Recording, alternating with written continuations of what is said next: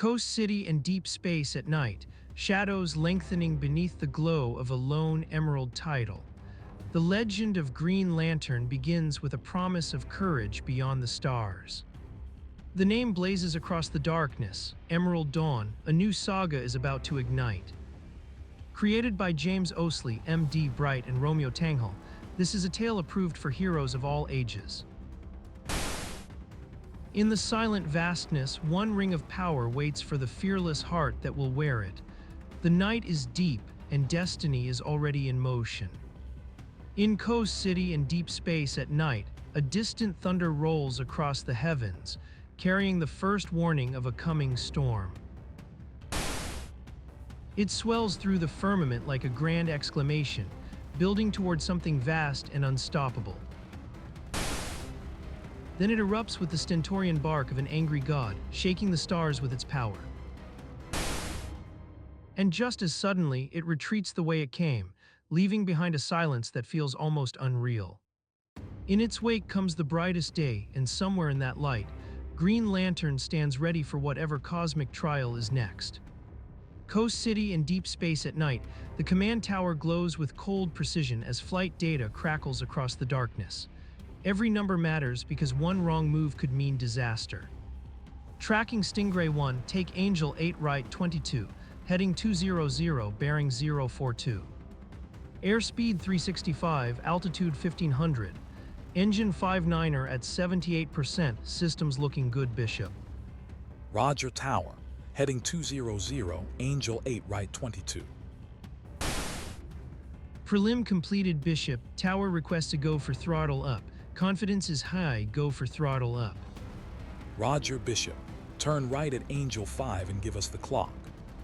Roger, stand by. Airspeed 410 knots, Bishop. How's your confidence? Confidence is high. Here he comes again, faster this time. Coast City buzzes with wonder as a sleek aircraft cuts through the night sky, its engines humming over the darkened coastline. Below, two boys watch in awe, seeing their father race the heavens like a legend. Son of a gun, look at Marty go. Awesome. Yep, Jack, awesome, that's our dad. High above the Earth, the tower reads the flight with cold precision, airspeed climbing, altitude steady, systems straining under the pressure of the night. Then a voice crackles through, sharp with unease. Bishop, we're getting something real strange down here. How's your pressure in 059er? A little high at Tower, but nothing to get alarmed about. Jordan Tower requests discretionary clearance. We need your discretion, Bishop. Roger Tower, continue at my discretion. Then, without warning, the routine flight turns ominous. Something is wrong, and it's happening fast. The pilot senses it before anyone else does, right as the tower's confidence begins to fail. Christ Tower, I've got a problem here. Shut it down before it gets away from you, Bishop. You're kidding, right? I have no confidence. I repeat, no confidence. No response, Tower. It's locking up on me. Abort, Bishop. Coast City's control tower glows against the night, while deep space's silent vastness looms beyond the radar screens. Emergency crews stand by as a fighter with a reckless heart slices through the dark. Roger Tower, keep emergency crews on standby. Roger Bishop, take Angel 7 left 13 and abort. I'm bringing her in, turning on Angel 3 right 17. Negative Bishop, take Angel 7 left 13 and abort. But the pilot refuses to yield, wrestling the aircraft through a needle's-eye turn as everyone on the ground watches in awe and dread. Wow, look at that great turn. Abort, abort. I'm bringing it down, Craig. The plane surges lower, screaming toward the desert with $15 million of steel and fuel riding on one impossible decision. He's coming in, he's really moving. Here I come, I'm gonna be the first one to see him. Marty, for God's sake. It begins as a glorious din, like a triumphant army thundering across Coast City in deep space at night. The roar swells higher and higher, like an archangel's shout tearing through the void. Then, for one blinding instant, It climaxes with a glimpse of the face of God. And just as suddenly, it dissipates across the valley, scattering light into shadow. What remains is the darkest night imaginable, and somewhere inside it, a fear vast enough to swallow a world.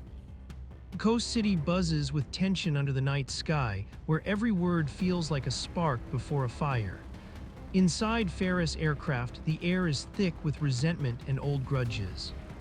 You're lying, Ferris. It's true. We'll ask Andy. Don't drag me into this.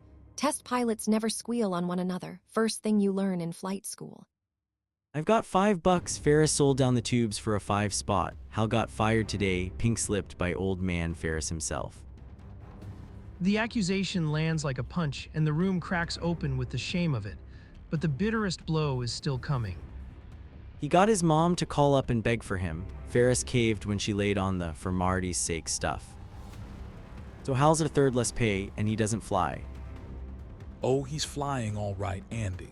Flying on the coattails of the late, great Martin H. Jordan, Ferris Aircraft's patron saint of screw-ups. That's it, Jack. Stick up for your old man again. Blood runs thicker than sarcasm. Say, Hal, isn't that your girlfriend, Carol? Hey, Biff, that's bull. Dad, never talk about my father again, Biff, and I'll rip your lungs out. Jack cut the man some slack. After all, his mom named him Biff. Coast City glows under a cool night sky, but inside this bar, the air is thick with hurt, liquor, and old loyalties. A small group teeters on the edge of a very ugly truth. Ready? Yeah, I'm tired of the Jordan Brothers Solidarity Review. Was it something I said? For the life of me, I'll never know what you saw in that guy. But I thought she was. by the way, nice hat. Sort of makes you wish you were man enough to wear it. Hours later, the argument has curdled into bitterness, every word sharpened by drink and regret. One wrong name, one wrong memory, and everything starts to come apart. Don't say it, Jack. Jack, dating you for 6 weeks doesn't make me a qualified expert on who's seeing who. But you do know me well enough to know. I wouldn't do it on purpose. Do what, you know? No, what? Say what? You screwed up again. Screw up. There, you happy? Hal got fired today, and he got his mom to call up and beg for him. You'd know what I meant if you weren't drunk. Hal doesn't fly anymore. You are. Isn't he Andy $5 Andrew as a skunk, plastered bombed? I'm not drunk. You're drunk, don't drag me into this. Nice hat, I'm a pilot, damn it. Coast City blazes under a night sky as Hal Jordan tears through the darkness, the road ahead thin with danger and bad decisions. Easy on the gas, pilot. I'm Hal, slow it down, will ya? I just ate, not to mention drank about a bathtub of brew. Hal, watch out. A glowing roadside sign looms out of the black, and for one heart-stopping second, disaster has nowhere to go but straight ahead. Come on, Hal, do some of that pilot crap. I'm going to be sick. Oh God, Hal, don't choke. Hang on. Metal screams against metal as the impact erupts in a violent spray of sound, leaving only wreckage, shock, and the wild, ringing silence that follows. Coast City hangs under a cold night sky, the hospital corridors dim and humming with tension as a wounded hero struggles to stay conscious. Ooh, how long have I? A little over 4 hours. My head. Nurse, can you keep the room from spinning? My son was killed by a drunk driver, Mr. Jordan. If you're looking for sympathy, you've got the wrong RN. Drunk. Oh no. Oh, yes. And then the truth crashes down harder than any blow. Carol stands there, and Hal can only stare as guilt floods his face. Carol, look, I can explain. It was an accident, the sign. It was the sign. Morning breaks over Coast City as Ferris aircraft hums with tension. Inside Command Central, a stream of flight data flashes like a heartbeat from deep space to the runway. Angel 4 left 13, this is Tower. Take Angel 4 left 13, heading 307, bearing 829er. You should be in the hospital or jail. You snuck out of your room last night. Why? So I'm to blame for the mess your life's become, huh? Must be my aura. Open it, Jordan, now. Damn it, Falcon, where's that go? Not my problem, Falcon. I want your go. The argument crackles through the tower like a storm front, with Carol calling on line 3 and old wounds dragging behind every word. In the middle of it all, a battered pilot pushes back against the weight of his own broken life. Roger Tower, go to throttle up. Coast City in deep space at night, shadows lengthening over a tense command channel. Behind the calm of the stars, danger closes in on every frequency. Apex moved our deadline up. We need stats on the SKT in less than a week. Hal Jordan is not my boyfriend, Pop. He's a screw-up, Carol. End of story. You know, Hal used to be your #1 guy, and he put Andy, my #1 guy, in traction. Carol, I don't think I like the tone of your voice. Are you ill, child? Far from Coast City in a battered simulator rig, Simon Carden fights the edge of collapse as warnings and coordinates flood the cockpit. The pressure is relentless, and every second pushes him closer to blacking out. This is a stupid idea. I'm half a step away from blacking out. Tower requests your DC, Falcon. Continue or abort. And to hell with my record. Thanks, Biff. Hope I can return the favor one day. Coast City in deep space at night, shadows lengthening as danger closes in around a battered jet and a fearless Green Lantern. Fat chance, Jordan. Well, I put it to you this way, baby. Hal Jordan will fly one of my jets again. When I'm doing 360 in my grave. Did you hear something? Guess what, baby? Your boyfriend's just topped himself. In the instant after the explosion, only the echo of defiance remains, and the night holds its breath for Green Lantern's next move. Coast City fades into a cosmic hush as a sterile lesson in order begins, its cold logic echoing across the stars. Deep space and the city below feel bound together by one immense, unseen law. This isn't funny, Biff. Biff, what the hell are you talking about? What's happening too? I'm flying in a simulator. Moving at more than 500 knots, I guess I don't believe IT. The simulation becomes a screaming plunge, a metal coffin in the sky as G-forces crush the trainees and the tower comes too fast. Panic claws at them while the lesson of order turns into a fight to breathe. See, can't move, can hardly breathe. G-forces, Mayday. Mayday, tower. Abort, got to reach they.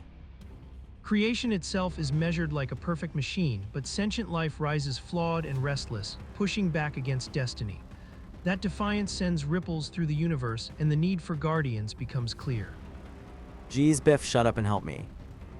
Come on, shut up, Biff, I'm slowing down. From that disturbance, intergalactic order keepers are born, the core, forged to impose discipline on a chaotic cosmos. In that instant, the Emerald legacy begins, and the universe waits for its next fearless ring-bearer. The core is the root of all order and knowledge, an emerald law shining across Coast City in deep space at night. Without it, only chaos and darkness would remain. It is the guardian of truth, the maintainer of life, and a brotherhood without fear, anger, or corruption. Born of a highly evolved will, it stands eternal against the abyss. For a millennium, the core has battled the forces of chaos across the universe. To serve is the ultimate honor, and the weight of that honor can crush even the strongest soul. Far below the stars, in the desert hundreds of miles west of Coast City, something unseen drags itself through the sand. The night is endless, and reality itself feels like it is slipping away. This has got to be a dream. But dreams can still wound, and nightmares can still kill. In the silence of the desert, a hero's test has only just begun. Knowledge and power collide in the darkness as Coast City fades away and deep space opens like a cold, endless void. In the silence, a lesson in willpower becomes a battle for survival. Knowledge is the sum of all reason and perception. Power is force prevailing over mass. The words deepen like a cosmic doctrine being carved into the soul. Power without reason is chaos, force without knowledge is destructive. The core is ultimate knowledge harnessed to ultimate power. The lantern is the source. Got to get out of here. No, the core is the knowledge. The lantern, the power, chaos is routed, order is maintained. Wield the power, maintain order. It is a great honor. No. No. He's gone, but was he ever here? Was this all a dream? Put me down, put me. Coast City and deep space at night, shadows lengthening around a hidden encounter. A dying lantern and a frightened pilot stand at the edge of a destiny that could span worlds. The ring and battery are all you shall require. Be sober, be vigilant, you are one of us now. The hell I am, who are you, why'd you kidnap me? How'd you kidnap me, what's this all about? I am the Green Lantern of Space Sector 2814. I am dying. You have been chosen to be my successor. This is no simple summons, it is a burden of survival, of races and worlds the young pilot has never even dreamed of. Power beyond mortal limits now presses against his fear. No thanks, I'm a pilot, that's all I want to be. I don't want this. Besides, you said you guys have to be fearless. I'm scared out of my wits. Fear is for you an intellectual exercise. It is a method of self-preservation linked to your species' survival instinct. The Emerald Ring has already made its choice, sensing a will strong enough to rise above terror. In the silence, a new Green Lantern begins to understand the impossible weight of becoming fearless. Coast City sleeps under a velvet night, while somewhere beyond the stars, ancient power stirs with a pulse like a heartbeat. Your wants are not my concern. The ring has decided. You shall be my successor. No, I'm not the one. I'm not who you're looking for. The ring's voice booms with impossible authority, laying down the rules of a weapon older than fear itself. The ring must be charged at the power battery at regular intervals, once every one of your planetary revolutions. Call for it, and it will appear. Until then, the battery vanishes into an alternate dimension, hidden from unworthy hands. Unworthy hands. If ever there were a set of those, they'd belong to me. I've got to get out of here. There must be an. The red figure is gone, crumbling to dust as the dream collapses around him. What a weird dream. Oh geez, no, this can't be. This just isn't happening. Coast City in deep space at night, shadows lengthening around a silent alien chamber. A strange truth hangs in the air and the ring bearer is trapped inside it. A dead alien. This suit, this ring. Yep, this confirms it. I'm completely insane. And I still haven't found the damn door. Let me out of here. Done. Down, get me down. The chamber twists with menace as panic echoes through the metal walls.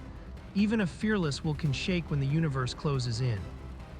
Coast City and deep space at night, shadows lengthening as a thunderous surge of emerald energy tears through the darkness. Wow. What a rush. The ring's power floods every nerve, a wild, impossible rush that could be a miracle or a nightmare. If this is an hallucination, fine. I'll go with it. In the silence after the blast, the universe waits to see whether this fearless will become salvation or spellbinding doom. Coast City glows under a velvet night, while deep space hangs beyond like an endless black sea. In the silence, a young man with a power ring realizes the impossible has happened. This is incredible, I'm flying. The emerald ring hums with limitless energy, lifting him higher as wonder and fear collide. For one breathless instant, he feels like he can do anything. With this ring, I can do anything, or maybe I'm still dreaming. Then reality claws back in. He steadies himself, forcing the ring down, and reaches out for the first call that might explain this surreal miracle. Hal, where are you, and what have you done with my simulator? Of course, I was worried about you at first, then we called the police. Honestly, Hal, what happened to you? How could you steal that simulator? We trusted you and you couldn't handle even the least amount of responsibility. The accusations hit like shrapnel, but in the middle of the anger, one terrible detail rises above all the rest. Andy, Jack, and Dee are still in the hospital. But Andy, Jack, and Dee, they're still in the hospital. They're fine. Jack and Dee will be released in the morning. And Andy? Coast City at night glows beneath a bruised sky, but in one shattered mind, the past burns brighter than the stars. Andy's thoughts spiral through guilt and pain as he relives the terrible moment that changed everything. Andy's paralyzed, maybe for life. Where did I go wrong? Why did all this happen to me? Then memory lurches forward, a roadside sign, a cruel obstacle, and a mistake that cost too much. Wait, there it is, the motel sign. The damned thing's too close to the road.